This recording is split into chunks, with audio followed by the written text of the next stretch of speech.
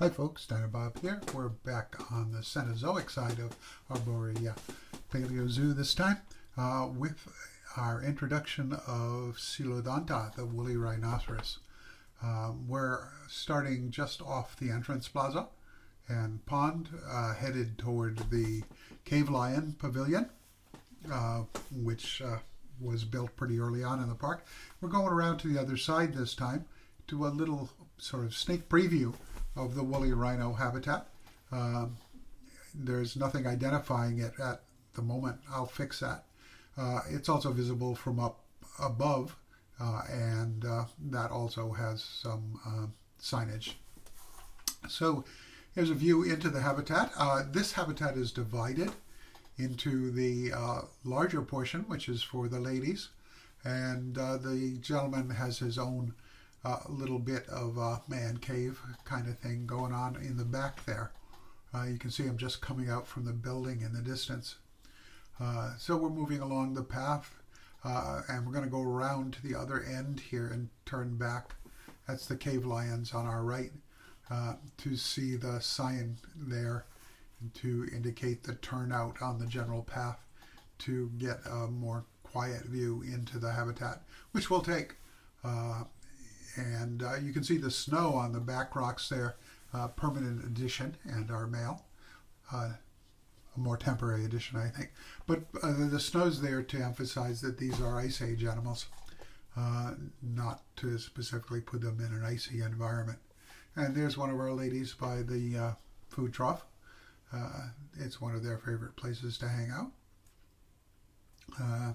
And you can see the care building in the back with a facade of stone to help it blend into this sort of Stone Age, Ice Age kind of theme.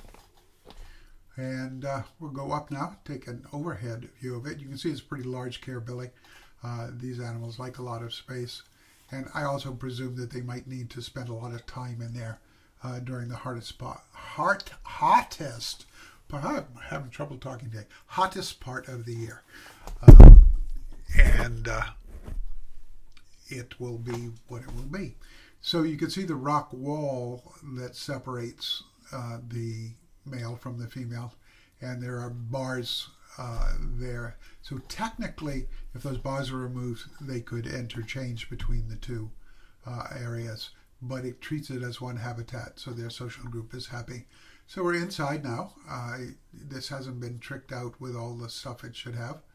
And there are no doors, again, on the animal entrance into the building. But you can see there's sort of three areas in here. I figured they might need some extra space to isolate a mother and calf from the rest of the group for some reason.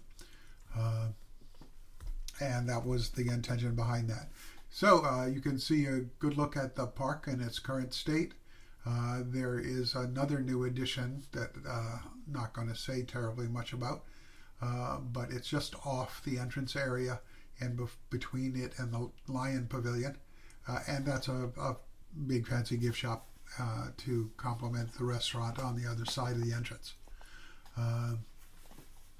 So relatively simple environment. I think it actually came out well for what it is, and it will fit well, I think, with how this zoo is building up.